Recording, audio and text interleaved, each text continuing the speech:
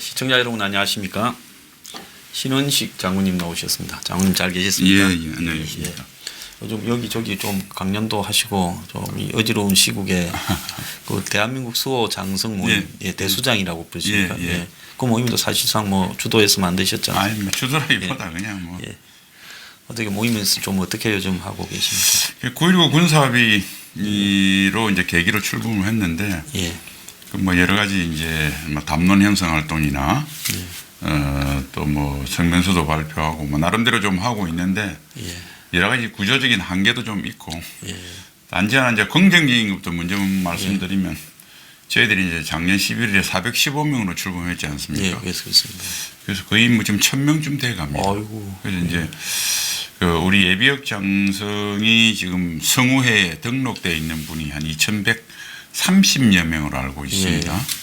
그중에 한 500여 명 분은 해외에 계시기도 하고 또 뭐 연로하시기도 해서 연락이 전혀 안 되시니까 1600명 정도가 지금 이제 연락이 되는데 대부분 뭐 솔직히 말씀드리면 자기 현업 때문에 뭐 정부에 관계된 것도 있고 특별한 직장에 조금 제한되시는 분들하고 또 뭐 일부 또 생각이 좀 가까운 이런 또 문재인 대통령 옛날에 대선 후보 때 캠프에 계셨던 분들도 있는 건 사실이거든요. 그런 분을 제외하면 거의 대부분의 분들이 참석하셨고 그 참석하신 분들은 대부분 고위직을 지내신 분들은 다 참석하셨습니다. 그래서 이제 뭐 이렇게 하면 세가 확장이 돼서 됐고 뭐 그러다 보니까 기존에 있던 정규 조직이 정식 조직이라 할 수 있는 성우회 이런 분들도 전반적인 이제 방향이 저희와 거의 뜻을 같이 하고 있고요.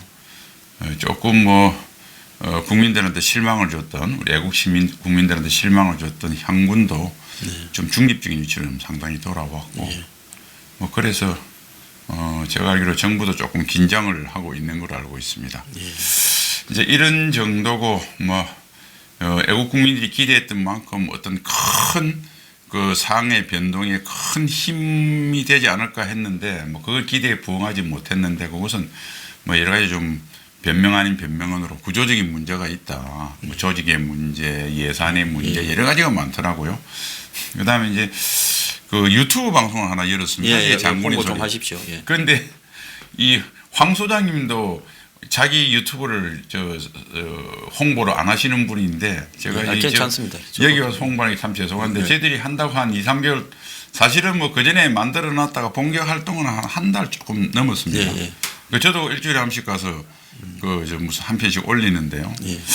구독자가 한 1,500명 정도밖에 안 됩니다. 여기서 좀 말씀을 하시고요. 저도 링크도 좀 하고 하겠습니다. 네, 그래서 여러분들 시청자 여러분들 여기 특히 우리 황장수 유튜브를 보는 정말 애국심뿐만 아니라 지성을 가지고 냉철하게 하시는 분들이 대부분 돼 있고 그래서 제가 고정적으로 사실은 유튜브 방송에 나오는 것은 황장수 유튜브하고 우리 장군의 소리밖에 없습니다. 다른 데는 또 요즘은 아예 거의 안 나가는데 그 유튜브에 뭐 들어가서 당연히 장군의 소리 치시면 바로 나옵니다. 장군의 소리요? 거기서 이제 구독, 좋아요, 뭐 구독하는데 저희들 돈 드는 게 아니니까요. 황장수 유튜브 애청자 여러분 좀 구독 좀 눌러주시면 정말 감사하겠습니다. 꼭 좀 많이 이렇게 해주시고요. 저도 커뮤니티에 이렇게 연계해가지고 소개를 안내를 드리겠습니다. 아유, 감사합니다. 제가 진짜 하고 싶었는데 이 황장수 나올 때마다 하셔도 괜찮습니다. 소장님은 자기 유튜브도 일체 그런 거 안 하시고 딱 그 소신을 지키는데 제가 여기 나와서 이제 한다는 게 영 이거 송구스러워서 그렇지 않아도 사실 난 말씀드리려고 그랬어요. 잘 되시네요. 오늘 좀 좋은 기회가 되었습니다. 감사드립니다. 많이들 좀 봐주시기를 다시 부탁드립니다. 장군의 소리입니다. 제가 나중에 유튜브 커뮤니티에 올리겠습니다. 아유, 감사합니다. 지금 요 근래에 보면 베네수엘라에 이제 쿠데타 시도가 있었는데 좀 어설프게 끝이 좀 났어요. 근데 보면 이제 미국이 뒤에서 좀 이렇게 좀 사주도 했던 것 같고 그래서 이제 뭐 국방장관이나 경호실장격인 인물도 좀 끌어들였다가 또 그게 폭로가 되니까 또 이 사람들이 발을 뺀 것 같고 그래서 굉장히 지금 혼란스러운데 그래서 이제 미국은 이제 마두로를 떠나면 뭐 이렇게 쿠바로 망명시키고 뭐 이렇게 하면서 정리하려는데 또 여기에 러시아나 중국이 또 개입해서 들어두고 그래서 저기 남미에 이제 유일하게 기름이 많은 저 산유국, 세계적 산유국 베네수엘라를 두고 이렇게 매우 소란스럽습니다. 그 장군을 지내신 경험으로 봤을 때요. 저 지금 추이가 베네수엘라 군부 추이가 어떻게 좀 흘러가실 거라고 보고 있습니다. 그래서 사실은 저기 우리한테 당장은 아니지만 미래 시사하는 바가 좀 있다고 예. 보고요. 우선 이제 첫 번째 지금 구테타라기보다 조금 그냥 그 카라카스 공군기지를 중심으로 해서 마두로에 대해서 이제 저항하는 일부 군인들이 뭐 시위에 참가하는 형태로 상징적인 모습으로 했지. 우리가 통상 말하는 군사 작전식으로 뭐 정권을 저항하고 방송국을 저항하고 뭐 이런 그래서 계엄령을 선포하고 뭐 이런 형태는 아니었다. 그래서 이제 과이도 임시 대통령이죠. 이제 그분이 군에 대한 어떤 그런 확실한 리더십이 있었던 거나 이런 건 아니었고 뭐 이렇게 보고요. 그다음 이게 이렇게 될 수밖에 없었던 구조적인 한계가 소위 공안기관 군부를 쿠바가 사실은 이 베네수엘라의 주 세력으로서 이미 돼버렸지 않습니까? 그렇죠. 그래서 제가 참 요즘 보면 어떻게 보면 참 이 문재인 정부와 그 지지하는 소위 좌파 세력들이 상당히 베네수엘라를 동경하고 롤 모델로 삼았잖아요. 그 이번에도 보면 베네수엘라의 구테타가 아마 어쨌든 저런 저항이 그 저지로 끝난 게 다행이라고 하면서 굉장히 좌파 언론들은 또 그걸 다행스럽게 보도를 하고요. 그러더라고요. 그러니까 이제 차베스가 정권을 잡자마자 사실은 베네수엘라의 어떤 모든 조직을 지방으로 다 분권을 정치적인 권력은 분산권 시켰잖아요. 그리고 이제 공안적인 능력은 중앙에서 지는데 그것을 쿠바로 끌어들였잖아요. 쿠바. 지금 제가 봐서 이게 참 우리나라도 뭐 아주 먼 미래에 대해서 먼 미래는 아니겠지만 미래에 대해서 참 불리한 거긴 한데 우리가 남북이 이러다 가면 우리가 정말 베네수엘라처럼 국가의 중심적인 기능이 북한에 개입할 수 있는 여지를 많이 주지 않을까 하는 불안합니다. 최근에 뭐 패스트트랙 뭐 여러 번 뭐 황 소장님 말씀하셨지만 선거법 말고요, 검경 수사권 조정하고 공수처 설치하고 하는 걸 가만히 보면 지금 하여튼 검찰은 일단은 이거대로 하면 이제 빈껍데기만 남지 않습니까? 주요 뭐 수사들은 다 공수처로 가는 거고 일반적인 것도 수사권이 지금부터 경찰로 많이 아니요, 검찰은 뭐 내가 봐서 사무실에 앉아서 뭐 그냥 행정 조직으로 완전히 전락해 버린 것 같아요. 그러면 이제 수사권을 받은 경찰은 좋냐? 경찰이 제가 알기로는 10만 5천, 11만 명 정도 되는 걸로 알고 있습니다. 8만 한 5, 6천 명 정도는 다 우리가 지방 자치제로 넘어가는 거 아니에요. 거기에 보시면 국민 여러분들은 뭐 소홀하게 깊이 안 보셨는지도 모르겠지만 그 들어가는 지방자치로 가는 게 처음에 무슨 파출소 뭐 지구대 뭐 우리 통상하는 민생 치안 생활 그 다음에 진짜 중요한 건 경비 전력이 다 넘어갑니다. 경비가 뭐냐면 소위 시위 진압하고 그 다음에 많이 간첩이 넘어와서 군경 합동작전 하는 것들이 있죠. 이 경력들이 뭐냐면 우리가 기동대, 전경대 이런 것들이 경비 전력들입니다. 이게 자치경찰로 넘어가거든요. 그럼 예를 들어서 서울에 나중에 이제 보수 정권이 들었었다, 우리 우파 정권이 들었었다 싶시다. 민노총이 서울에서 대규모 시위를 합니다. 그러면 서울에 있는 경력이 부족하면 경기도나 충남이나 막 올라오거든요. 그런데 경기지사가 난 못 보내겠다. 그 다음에 서울의 4개 기동단과 독립정경대에서 지금 제가 알기로 한 80여 개 중대가 있어요. 이게 경비 경력입니다. 이게 서울시장이 운영하는 거예요. 그러면 예를 들어서 민노총 시위는 놔두고 예를 든다면 태극기 세력 저거 전부 다 이제 진압해버리라. 그거는 이제 무슨 잔디도 엉망으로 만드는데 진압해버려 하면 이제는 지자체 다 넘어갑니다. 그러니까 이것들이 지방으로 다 분산되기 때문에 국가의 치안 유지할 수 있는 경력들이 대통령이 가져서 군대 외에 일반 시위나 폭동이 벌어져서 이것을 진압할 경력은 지자체한테 줘서 한 명도 없는 겁니다. 그럼 계엄령에서 매번 무슨 이런 시위가 있을 때 계엄령에서 군대를 투입할 겁니까? 못하죠. 아무 손들을 못 놓게 되겠네요. 그러면 이제 남은 수사 전력 한 15,000명, 2만 명 정도만 중앙으로 가지 않습니까? 중앙으로 가기 때문에 이 사람들만 쉽게 말해서 경찰 이거 보시는 경찰 계시면 한번 생각해 보십시오. 여러분들 국가 공무원 경찰직 공무원으로 자랑스럽게 됐는데 이제 85%는 지자체 모이는 지방직 공무원으로 다 나갑니다. 중앙 공무원은 2만 명밖에 없어요. 그러니까 사실은 경찰도 무력화되는 겁니다. 그렇게 되면 결국은 우리나라 치안 기능 국가가 갖고 있는 내치의 우발 사태, 비상 사태의 핵심인 치안 능력이 또는 국가 보위의 안전을 할 수 있는 내치의 능력의 상당 부분이 해체가 되는 거죠. 뭐 저는 그렇게 봅니다. 예, 그들이 이제 정권을 뺏겼을 때 만약에 뺏겼을 때 대비해서 보수 정권이 들어서더라도 지금 저들과 완전히 밀착되어 있는 뭐 시위 전문 단체들 민노총부터 시작해서 촛불을 든 이런 세력들이 다시 들고 일어났을 때 보수 정권이 천신만고 끝에 집권했을 때 그들을 과연 감당할 수 있겠는가? 그러면 그때 법도 이렇게 넘어서서 동원할 그런 부분에 대해서는 그러면 거부해버리고 이렇게 갔을 때 그야말로 청와대 담을 넘어서 시대가 오는 이런 일이 될 거고 반면에 또 보수는 예를 들어서 그런 부분에서 저항을 한다 하더라도 뭐 실제로 그런 저항 세력들이 별로 많지 않고 그렇게까지 할 역량이 지금 안 되는 상황이고 그래서 그런 거가 또 뒤에 숨어 있다는 게 배경이거든요. 그렇습니다. 그러니까 뭐 서울시장부터 뭐 전 지자체장까지 다 같이 그 우파가 장악하고 하면 또 모르겠는데 그리 되기는 뭐 어려울 거고. 그러니까 그렇게 되면 이게 제가 봐서는 그리고 이제 지방자치제 지금 말하는 뭐 경북청장, 대구경찰청장 이런 분들이 있잖아요. 이런 사람들이 지자체장이 임명합니다.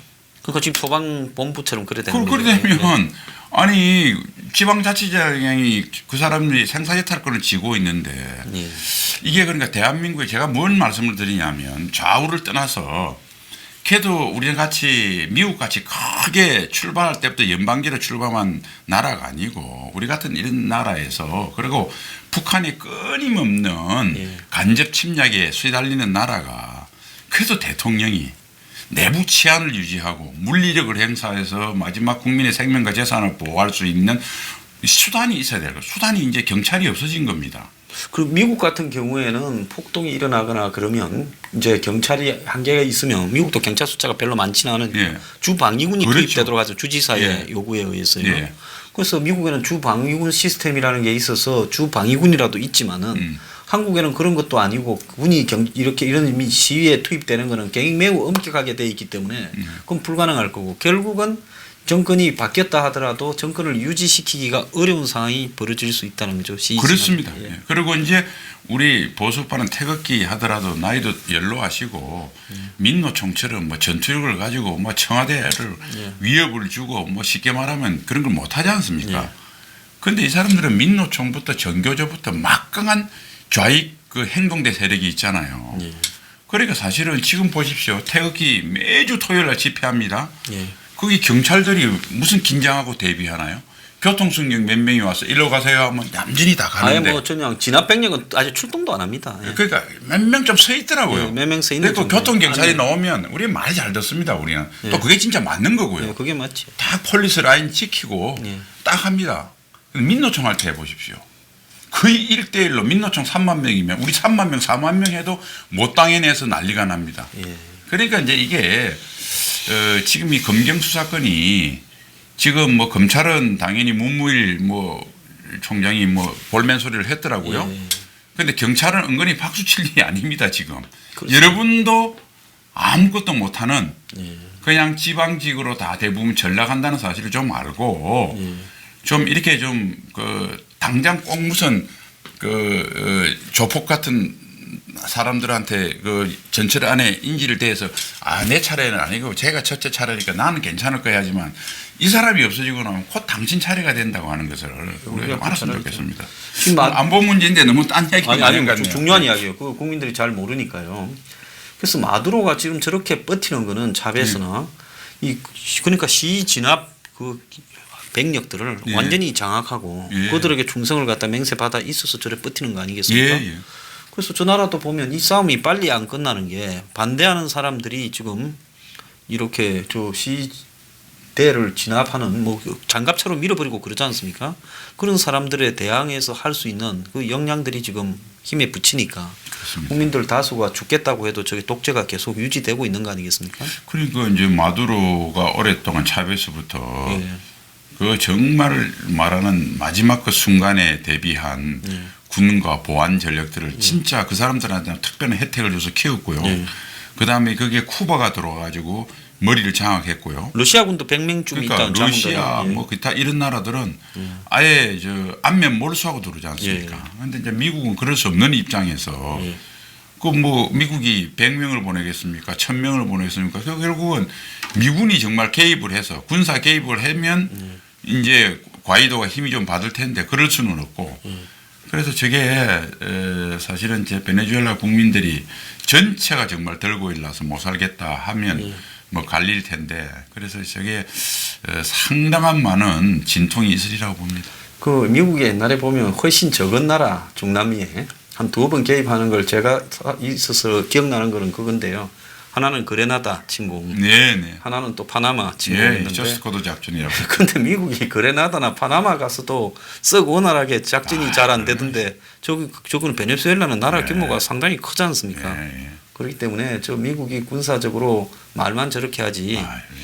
또 트럼프가 겉으로는 이 뭡니까 고립주의를 주장하고 외부의 전쟁에 개입 안 하겠다고 하면서 밑에 이제 볼턴이나 이 폼페이오는 이제 뭐 전략적으로 그러는지 모르겠지만 개입할 수도 있다 이런 말을 하지 않습니까? 네.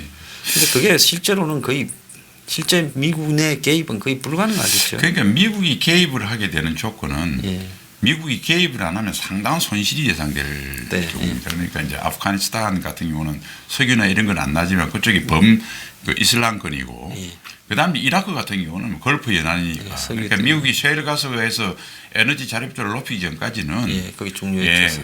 이쪽 지역에 미국뿐만 아니라 서방 문명의 운명이 달려 있거든요. 그러니까 개입을 하는 거죠. 할 수밖에 없었는데 자 베네수엘라는 만일 예컨대 미국의 에너지 자립도가 낮아서 베네수엘라 석유를 지속적으로 안정적으로 공급받지 못하면 미국의 경제 체제가 무너진다고 그러면 어떤 무리에서 갈 겁니다. 그다음에 베네수엘라가 생산하는 것이 그 소위 그 오일이 국제 시세에 상당히 큰 부분을 차지해서 지난번 이라크처럼 뭐 유로화나 달러가 아닌 다른 거로 결제하겠다 해서 기축통화의 위상을 흔들 만큼 물량이 될 때 이 두 가지 조건이 될 때는 미국이 들어갈 겁니다. 그런데 베네수엘라는 그렇지 않거든요. 유일하게 있다고 하면 베네수엘라가 지금처럼 이 마두로가 러시아라든지 예컨대 중국이라든지 소위 미국하고 대척점을 세우는 나라들한테 소위 현저한 신세를 져서 저게 진짜 중국이나 러시아 특히 기지가 강력한 기지가 서서 미국의 남미 정책 전반을 흔들 수 있는 요인이 될 때는 개입을 할 겁니다. 그렇게까지는 러시아가 못할 거예요. 내년도 아니고. 그렇게 못하겠죠. 그러니까 저게 미국이 상당한 코스트와 리스크를 감내하고 여기에 군사 개입을 할 만한 인센티브가 별로 없어요. 자, 이제 오늘 제가 베네수엘라 이야기로 시작을 한 것은 사실은 북한 이야기를 좀 하려고 하는데 지금 그 2017년에 이제 미북 관계가 굉장히 긴장이 고조될 때 화염과 분노를 트럼프가 이야기하고 할 때 그때 이제 한국에서 이 보수 일각에서 상당히 희망적으로 이렇게 떠들은 이야기가 제가 떠들었다고 표현한 건 좀 경멸을 담아서 하는 겁니다. 미국이 북한을 폭격할 것이다. 그리고 미국이 북한을 정리를 할 것이다. 군사적으로. 그런 이야기들을 그냥 막 해댔습니다. 그러면 그걸 갖다가 아는 전문가들은 그렇지 않다. 미국이 북한을 전쟁할 만한 사유가 아까 여러 가지 사유에 봤을 때 저거는 뭐 기름이 한 방울 나옵니까? 그걸 했을 때 미국이 특별하게 얻을 어떤 지정학적인 이익이 있습니까? 그렇다고 또 저거는 일종의 북한이 중국이나 러시아의 영역에 속하는 나라인데 그걸 갖다 미국이 적극적으로 파고 들어가서 침공을 하고 침공한 이후에 북한이 그렇다고 군사력이 뭐 영 만만한 나라도 아니고 저것도 인구도 병력도 제법 되는 나라인데 어쨌든 그랬을 때는 결국은 지상군도 들어가야 될 건데 그런 문제도 있고 또 만약에 북한을 장악했다 하더라도 그 2,500만을 어떻게 미국이 책임지고 또 먹여 살리냐 이런 문제로 생각해 보면 미국이 북한을 뭐 폭격을 하거나 뭐 북한이 먼저 미국을 향해서 쏘기 전에는 폭격을 하거나 이 공격을 할 이유가 좀 없는 거 아닙니까? 야, 저는 뭐 동의합니다. 그래서 예. 사실은 뭐 그거를 제가 그래서 뭐 좀 표현은 미륵불이라고까지 했는데요. 예. 현실이 너무 갑갑하니까 예. 이건 어디부터 손대야 될지 모르는 한국적인 현실이 됐지 않습니까? 예. 그러니까 그럴 때는 사람들이 이제 신묘한 한방을 예. 쉽게 말해서 해서 그래서 국내적으로는 백마 타고 나온 제2의 박정희가 구태타. 그 제가 군 출신이니까 요새 현역 군인들은 뭐 하냐? 솔직히 이런 이야기를 많이 했지 않습니까? 많이 했죠. 그다음에 또 예. 대외적이에서는 트럼프 대통령의 한방입니다. 예. 트럼프가 전지전능하다. 예, 한방을 해결할 것이다. 그런데 그래서요, 이제 세상이라는 것이 뭐 절대 없다는 없으니까 예. 미국도 군사 공격이 아니면 도저히 북한 문제를 해결할 수 없는 막다른 골목에 몰렸을 때, 예. 그리고 그때도 군사 공격을 안 함으로써 초래되는 손실이 했을 때보다 훨씬 클 때 할 겁니다. 예. 그렇겠죠. 그런 뭐 우리나라하고 틀려가지고 미국은 시스템이 있기 때문에 많은 전략가들이 고려할 겁니다. 그러면 2017년 현재 미국이 쓸 수 있는 수단이 다 고갈되었는가? 아니죠. 이제 제대로 북한에 영향을 끼치는 대북 제재가 2016년 바로 1년 전입니다. 17년 1년 전 11월 30일 나온 232로부터 비로소 북한에 영향을 끼치기 시작했어요. 왜냐하면 2017년 9월 1일부로 그 한 6개월 지나자 그 제재 효과가 나오니까 수입 수출이 영향을 받기 시작했거든요. 그러면 아직도 그 20%입니다. 232로는. 이란 제재 같은 경우는 100% 제였어요. 그것도 모자라 가지고 세컨드리 보이콧을 4개 법안을 내놓았습니다. 그러니까 그게 가려면 한참 남았어요. 그러니까 아직 경제적 봉쇄, 경제 질식 상태 나중에는 세컨드리 보이콧뿐만 아니라 안 되면 그래도 혹시 할 수 있을지 몰라서 북한을 해안 봉쇄를 하고 이런 데까지 아직 가야 될 훨씬 그거보다 비용과 위험이 작은 수단이 잔뜩 남았는데 가장 고위험인 그걸 먼저 쓴다고 하는 것은 아주 안 맞잖아요. 그러니까 뭐 군사 공격의 가능성이 제로다 이렇게는 이야기 안 합니다. 근데 군사 공격을 아직 할 때가 아니고 그 전에 할 단계가 있다. 그다음 군사 공격을 할 때도 아까 말한 그런 걸 고려한다. 그다음에 여기는 북한만의 문제가 아니지 않습니까? 아프가니스탄 이런 데는 중국, 러시아 뭐 그렇게 안 걸려 있습니다. 아프리카 이런 데는. 그렇죠. 여기는 지금 세계에서 1, 2등이 죽느냐 사느냐는 다툼이 있는데 북한에 대한 문제는 곧 미중 간의 패권 경쟁과 연결된 문제고요. 중국, 러시아가 또 어떻게 될 것인가. 또 미국, 러시아 관계, 일본과 중국 관계, 일본과 러시아 관계 고차방 정식입니다. 다 뒤섞여 있는. 이런 데서 이거부터 먼저 한다라고 하는 것은 이제 미국이 화염과 분도를 한 것은 아마 이런 메시지일 겁니다. 김정은이 너 이제 미국에 위협한 ICBM까지 개발했으니까 과거처럼 내가 전략적 인내를 좀 할 수 없다. 그리고 간접적으로 중국의 부상도 역시 내가 전략적 인내로 할 수 없는 한계에 도달했다. 이제는 미국 대외 정책의 1순위로 여기 개입할 수밖에 없다. 자, 개입을 하는데 지난번에 2325부터 이 한 4개 고강도 2397호로 나온까지 봤지. 이제 경제에 이제 이란 이상으로 가는 최악의 네 경제 질식 상태로 만들기 위해서 봉쇄 강화할 거야. 그런데도 네가 끝까지 자력 경쟁한다면서 버티면 마지막에 내가 스텔스기를 보낼 수도 있으니까. 야, 이거는 뭐 내가 절대 양보 못해. 그러니까 더 험한 꼴을 당하기 전에 지금 네가 제대로 된 모습을 갖출 게 나오는 게 너도 협상력이 생기잖아. 그러니까 나와라. 협상으로 끌어내기 위한 압박의 수단이었지 실제 하는 건 아니었습니다. 그러니까 그런 걸 가지고 우리가 너무 과장해서 하게 되면 우리의 어떤 신뢰도가 떨어지는 거고요. 그다음에 우리 일부 보수 일각이지만 그걸 주장하고 선호하는 사람들이 아닌 다른 사람들이 볼 때는 그 북폭은 물론 뭐 김정은이가 항복을 하고 나오면 좋겠지만 그럴 가능성이 높긴 하지만 만이 아니라도 반격을 하게 되면 전쟁이 되는 거잖아요. 그 남들이 들었을 때는 저 사람들은 구테타를 하는 거, 그럼 전쟁이 나는 거, 솔루션이 왜 해결 방법이 왜 저런 것밖에 없어 해서 우리의 자유민주주의를 지키는 이 중요한 가치 있는 담론이 잘못 오해가 돼서 확장성을 방해를 할 수 있거든요. 그래서 이제 그런 것들은 뭐 일부에서 답답한 마음에서 충분히 이해는 되지만은 그런 것들을 너무 매달리는 게 좋지 않다. 그리고 마지막으로 최근에도 제가 이제 하노이 회담 끝나고 난 뒤에 제가 뭐 다른 거를 뭐 그런 거 비방하는 건 아닌데 또 내용을 들어보면 그게 아닌데 우리 보수 유튜브나 제목에 임박했다.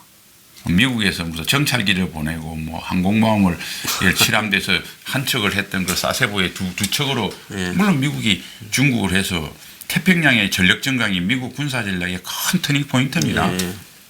그게 이제 사실 오바마 때부터 그랬거든요. 피보트 에이시아, 뭐 아시아 재균형 쭉 나오는 게 다 그런 트렌드로 가고 있는 겁니다. 그런데 그게 임박했다. 해병대 훈련하면 해병대가 상륙한다. 이런 것들로 그렇게 하면 또 상당히 조회수도 많고 인기가 좋아요. 시원하거든요. 근데 이제 조금 우리가 우리 많이 보는 사람들의 어떤 시원함을 해결해 주는 기능도 뭐 워낙 현실이 답답하니까 조금 뭐 그 가치를 완전히 제가 부정하는 건 아닌데 그래도 언론의 주 기능은 정말 우리가 저쪽한테 이기는 것은 저쪽이 미신과 비이성을 한다고 해서 우리가 똑같은 수단을 쓰면 안 됩니다. 우리는 이성적이고 논리적이고 객관적이고 문명적이고 자유민주의 기초를 두고 이성적이고 이런 걸 가지고 우리가 이기는 거지 똑같이 놀아서는 안 된다. 뭐 제가 좀 너무 금방 아니 정말로 중요한 이야기를 하셨고요. 대중들이요. 잠깐 시원하다고 거기 빠져들면서 말초신경적으로 그 중독이 되면 지금 올바른 방향과 이런 어떤 부분을 놓치게 되는 거예요. 그런데 이런 어떤 이야기들 그냥 좀 전설 같은 이야기들이 장안에 회자되면서요. 보수 전반의 대중들을 수준을 떨어뜨리는 쪽으로 갈 수 있고 지금 따로 좀 황당한 꿈속에서 대중들이 노는 부분이 될 수 있으니까요. 저는 그런 부분을 좀 대중들이 가려가면서 판단도 할 수 있어야 된다. 이렇게 보고 있습니다. 제가 그거 한 말씀 드릴까요? 제가 이제 군 생활을 했기 때문에 제가 만일 미국의 합참의장이나 대통령이라고 하면 금방 지고 국방부 장관이 실제로 미국은 합참의장은 자문기구고 군령권은 국방부 장관부터 이제 정부사령관으로 내려가 있으니까 제가 미국의 국방부 장관 아니면 최소한 태평양 사령관이라고 한다면 요즘 인도 태평양 사령관이죠. 만일 진짜 북폭을 하려고 그러면 이 조건을 해놓겠습니다. 첫 번째 군대가 원래 제일 뒤에 빠집니다. 제일 뒤에 합니다. 우선 미국의 민간인들을 소개시켜 놔야 될 것 같아요. 물론 내 생각대로 정말 공격하고 난 뒤 김정은이가 아이쿠 항복하겠습니다 라고 나오면 제일 좋죠. 그런데 군대는 기본적으로 최악의 상황에 대비합니다. 그렇게 되면 좋죠. 그러나 혹시 김정은이가 장사정포를 쏜다든지 미사일을 쏜다든지 뭔가 이대로 죽을 수 없다라고 뭔가 군사적인 행동을 하면 우리 국민들을 보호해야죠. 여러분들 자기 국민의 생명과 재산을 보호 안 하고 뭐 바로 장관이 아니라 대통령도 못 버팁니다. 예, 그래가지고 한국에 지금 미군에 그 각종 관련되는 사람이 한 20만 명, 30만 명쯤 되죠. 왜냐하면 또 일반 기업하려고 오신 분들도 계시니까요. 그러니까 그런 부분을 소개하지 않고 미국이 판을 벌렸다가 북한이 그래도 다 괴멸되지 않고 반격에 나서서 서울로 장사포 방사포를 쏘게 됐을 때 그게 벌어지는 그 후유증을 미국 대통령이 감당할 수 있겠습니까? 그러니까 우리도 왜 해외에서 분쟁이 있으면 여행 금지 구역 뭐 하잖아요. 교민 철수 이런 거 하지 않습니까? 저는 리비아도 했잖아요. 그 똑같은 겁니다. 그리고 우리가 미란다 법칙이라는 게 있잖아요. 그다음에 우리가 어디 군부대 가면 여러분들 경고 뭐 경고판이 붙어 있잖아요. 경고판이 안 붙어 있는데 들어와서 문제가 생기면 국가 책임입니다. 그런데 국가가 충분하게 알아들을 수 있게끔 경고를 했는데 후퇴의 말을 안 듣고 계곡에 가서 비를 만난다 이런 것들은 국가 책임이 없죠. 그러니까 국민들한테 알려주고 철수를 시키는데 예를 들어 미국 국민 중에 누구가 나는 여기에서 돈벌이를 위해서 나는 죽더라도 있어야 되겠다고 부득부득 미국 정부의 권고를 안 따르면 어쩔 수 없어도 합니다. 그다음 또 뭐가 있겠습니까? 이는 국민의 생명이죠. 최소한의 재산을 보여야 될 거 아닙니까? 그러니까 한국이 대의존이 강해서 역으로 하면 한국도 대의존성이 심하지만 한국이 갑자기 한국에 투자했던 외국인 자산이 상당하다는 의미거든요. 그래서 뭐 얼추 추산인데 제가 전문가는 아닙니다만은 코스피가 2,300, 코스닥이 한 800 정도를 기준으로 해서 우리가 시가총액이 한 2,000조 된다고 그러네요. 한 800조 정도가 외국인인데 그중에 550조가 미국 거랍니다. 그러면 그 정도 되면 미국의 큰손 월가의 큰손들은 대충 알아요. 그럼 벌써 자본시장에부터 이동이 됩니다. 그러니까 뭐 이런 여러 가지 조치가 있고 정말 미국들 핵심 요원들이 뭐 철수를 해서 훈련도 하고 거기 전까지 갑자기 국민들한테 알려주지도 않고 어떤 조치도 않지. 국민 생명재산 보호 조치도 않고 불문곡직 다음날 스텔스기를 집어넣고 여기 때리러 가기는 글쎄 미국 대통령이나 미국 국방부 장관이 그런 행동을 하기 쉽지 않을 겁니다. 그러니까 이제 이런 것들을 합리적으로 생각해 보면서 하는 게 좋지 않나 생각을 합니다. 예, 그래서 지금 우리가 이 북한 문제를 풀어가는 부분에서 지금 미국에서 매티스나 국방부의 또 고위 장성들 그런 사람들이 가장 어렵게 고민하는 부분이 한국에서 전쟁을 벌여서는 안 된다라고 제일 많이 주장하는 사람들이 그 사람들이더라고요. 그런데 그 사람들이 군인들이고 그리고 미국에서는 가장 원칙적인 입장에 선 군인들이 지금 트럼프가 막 흥분해서 지를 때 이 사람들이 자꾸 이렇게 트럼프를 이렇게 다독거리면서 심지어 그때 뭡니까 블러드 노스입니까? 그 코피 작전인데 예, 그런 것도 또 좀 문제가 있을 수 있다. 그렇게 또 이야기를 하면서 그런데 우리가 이런 부분들을 좀 염두에 두면서 앞으로 이제 미국이 이 방향을 진행시켜 갈 거다. 그러면 지금 현재 장군님이 보셨을 때 지금 이제 하노이 이후에 지금 결렬돼 있는데 이번 달에 보면 좀 있으면 비건이 오고 좀 있으면 또 볼턴도 온다고 이야기가 있어요. 그런데 이제 볼턴 같은 경우에는 이제 폼페이오도 그렇고 말은 이제 북한에 대한 일종의 반격용 압박 말이라고 보는데 군사 작전도 뭐 최악의 경우에는 배제할 수 없다 이런 말을 합니다. 또 그런 걸 이제 확대시켜 가지고 이야기를 하는 건 그건 베네수엘라에 대한 군사 작전을 배제할 수 없다만큼보다 더 희박한 일종의 외교적 용어라고 보는데요. 지금 미국이 북한이 올 연말까지는 이렇게 선을 좀 꺼놓고 있거든요. 그러면 미국은 지금 북한을 어떻게 좀 대할 거라고 보십니까? 그러니까 지금 메시지는 그걸 거예요. 예. 이제 2017년까지 제재 나왔으니까 그걸 더 이상 북한이 뭐 ICBM을 쏘지 않는 이상 더 이상 높일 수는 없지 않습니까? 이제 제재 이행을 확 쪼은다. 근데 북한이 사실 이란 못지않게 취약점이 있지 않습니까? 왜냐하면 에너지 자립이나 식량 자립이 안 되고 그다음에 모든 것이 중국하고 기대고 있으니까 중국이 돌아서면 상당히 어렵거든요. 그다음에 이제 그것을 회피하기 위해서 뭐 중국은 돌아서서 밀수까지 안 해주면 결국 기댈 수 있는 게 러시아하고 한국밖에 없는데 이번에 뭐 4월 25일 날 블라디보스톡에서 푸틴이 확실히 선을 그었잖아요. 그러니까 푸틴은 육자회담식으로 한반도 비핵화는 북한 비핵화야. 그리고 북한의 체제 안전을 해줘야 돼. 뭐 이런 육자회담 기초로 가는 거거든요. 그러니까 김정은이가 육자회담으로 가면 북한 비핵화로부터 출발해야 되는데 안 되겠다고 화가 나서 7시간 만에 일찍 들어온 거 아닙니까? 그러니까 그런 이제 전체적인 사실 컨센서스입니다. 그래서 이제 제가 보면 남과 북이 북한 입장에 가장 왼쪽에 서 있다면 이제 뭐 미국과 일본 이런 사람이 가장 오른쪽이라 예컨대 비유하면 중로는 가운데쯤 있는 이런 희한한 형태가 되어 있는 거예요. 그러니까 사실은 중국하고는 작년 연말에 G20에서 이미 무역과 관련돼서 같이 하면서 중국이 열심히 참여하겠다라는 걸 보면서 중국도 육제회담 과거에 의장국이었으니까 그 형태로 돌아간 것 같아요. 북한 비핵화다. 그러니까 이제 마지막 러시아한테 간 거 아닙니까? 러시아도 중국하고 입장이 같은 거예요. 그리고 러시아 하기 전에 일주일 전에 또 비건이 모스크바 방문해서 전했고.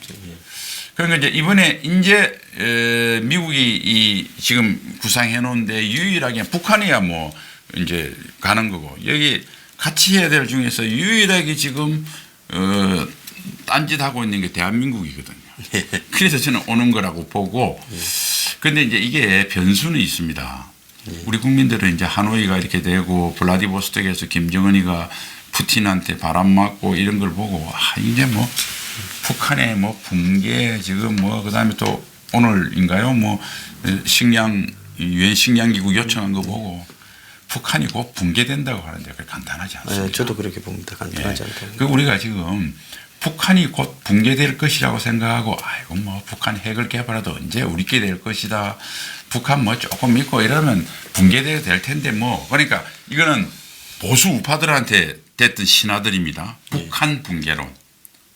그러니까 황장엽 씨 망명부터 지금 YS 정부부터 지금 몇십 년을 왜냐하면 우리가 북한 문제로 진짜 이게 우리가 직면해서 불편한 지신을 해결하려면 너무나 우리가 힘들거든요. 예, 그러니까 항상 그 아까 말씀 미륵불을 찾듯이 이것도 북한 붕괴론입니다. 예, 일종의 희망 고문이 되거든요. 그래서 너무 그거 믿지 마시고요.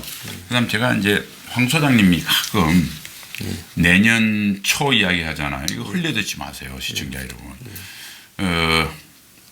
잠깐 제가 설명을 하면 북한 핵 문제와 관련돼서 그러니까 남북이 했던 7.4 공동성명에 미국까지 끼어서 정말 북한이 국제적인 협상력을 가지고 태부에 나온 것은 핵 문제입니다. 예. 잘 아시겠지만 아버지 부시 때는 소위 한반도 비핵화 공동선언으로 끝났잖아요. 그 다음에 이제 뭐 저 클린턴 때 제네바 합의 체제, 아들 부시 때 육자회담 체제, 그 다음에 오바마 대통령 때 2012년 2월 29일이죠. 219 그 육자회담으로 돌아오면 북한한테 식량 에너지를 해결해 주겠다. 이제 북한이 가만히 생각하니까 ICBM도 완성을 못했다가 나오면 우리 또 틀리겠다고 해서 4월 12일 2012년 미사일 시험했거든요. 2012년 2월 29일이었던 2012년이 뭐죠, 여러분? 오바마 재선 때입니다. 그때 딱 했어요. 그래서 북한이 차버렸거든요. 그런데 오바마 때는 우선 리만 사태 이후에 미국의 그 금융위기 해결하면서 마지막 2012년 우리 기억나지만은 Q3 그러니까 Q1, Q2로 해서 조금 실업률이 줄다가 그때 아마 기억나십니다. 실업률 몇 프로 이하면 당선이다 아니다. Q3를 푸느냐 안 푸느냐는 문제. 양적 완화 말입니다. 예, 양적 완화. 세 번째 양적 완화. 그 다음에 대정책은 아들 부시 때 있었던 아프간하고 이라크 문제가 계속 연장돼 있었죠. 2011년 2월 달에 튀니지에 제스민 혁명이 일어나서 그런 거 그러니까 다른 복잡한 게 많았습니다. 그러니까 북한 문제가 어긋나더라도 미국에 관심 가진 사람도 없었고 그 정도로 끝났어요. 그런데 지금은 아까도 말씀드린 제1위 아닙니까? 그러니까 2012년 그럼에도 2월 29일 날 오바마가 다른 데 급해서 전략적 인내로 일관하던 북핵 문제를 혹시 이게 그해 가을에 대선 때 발목 잡힐까 봐 훨씬 경제적인 문제, 중동 문제가 컸음에도 아주 작은 문제였음에도 혹시 잘못될까 봐 그 회담을 나왔어요. 그런데 지금 트럼프는 이 북핵에 관련된 해결될 북핵에서 갖고 있는 트럼프의 재선에 관련된 포션이 훨씬 큰 겁니다. 그게 내일 나옵니다. 그 다음에 아까도 말씀드렸다시피 이렇게 쭉 진행되고 있는데 북한의 패턴은 뭔지 아십니까? 한국 정부나 미국 정부가 처음 출범하면 도발을 해요. 그래서 도발을 해서 막 긴장을 시켜. 그래놓고 어느 날 갑자기 너희들이 이거 해주면 내 협상할게. 그래요. 그러면 감동을 받아요. 확 격차가 되는 기저효과 때문에. 그럼 나와서 북한이 해달라는 대로 다 해줍니다. 그럼 북한이 좀 몇 개월 잠잠해요. 무기 받았으니까. 또 도발합니다. 이게 대충 4년 사이클을 도는 거예요. 우리 한반도 비핵화 공동선언 보십시오. 우리는 멀쩡하게 한국에 있는 1000발 미 전술핵 철수시켰죠. 100발. 우리 핵 잠재력은 박정희 대통령 때부터 뭐 당장 핵 개발할 수 있는 잠재력인데 다 포기했죠. 무산시켰죠. 북한은 영변에 인제 70년 초에 60년 말에 서울 공대에 있는 원자력 수준밖에 안 되는 걸 가동하고 있었는데 그것도 제대로 안 해요. 그리고 어떻게 됐어요? 지금 국민 여러분 좋아하실 게 아니고 2017년까지 북한이 확 도발을 했습니다. 2018년 나왔어요. 그래서 뭘 얻어갔죠? 한미연합훈련 중단, 전략자산 배치 중단, 한국 국방태세 이완, 한미일 남삼각의 와해, 9.19 군사합의 어마어마하게 얻고 하노이 회담이 뭡니까? 작년도 얻은 거는 굳히기에 이제 이거는 북한이 당연시 얻었던 거고 앞으로 더 얻기 위한 겁니다. 그러니까 그러면 지금은 북한의 주장이 말도 안 되는 거죠. 그런데 처음에는 말도 안 되는 북한의 주장이 나중에 시간이 30년 동안 지나보면 다 북한 말대로 됐습니다. 하나도 안 된 게 없습니다. 그런데 여기에서 우리가 북한 붕괴론 믿고 갑자기 트럼프가 신묘한 북폭 한 방으로 해결해 주겠다. 뭐 이런 거 믿고 이렇게 또 우리 스스로 단잠을 즐기다가 내년 초에 정말 또 뒤통수를 맞을 수 있다는 걸 정말 긴장. 그리고 가능성이 문제가 아니라 지금부터 우리 보수파가 중요한 것은 애국 시민들은 최악의 상황으로 상정하고 최악의 상황이 하지 않도록 하나하나 그 경로를 막아가는 게 중요한 거지 최선의 상황에 대한 낙관을 즐기면서 지금 휘바람 불고 단잠을 잘 때가 아니다. 이거 말씀드립니다. 예, 아주 말이 길어서 아닙니다. 좋은 말씀 감사하고요. 2부에 곧 이어서 하겠습니다. 감사합니다.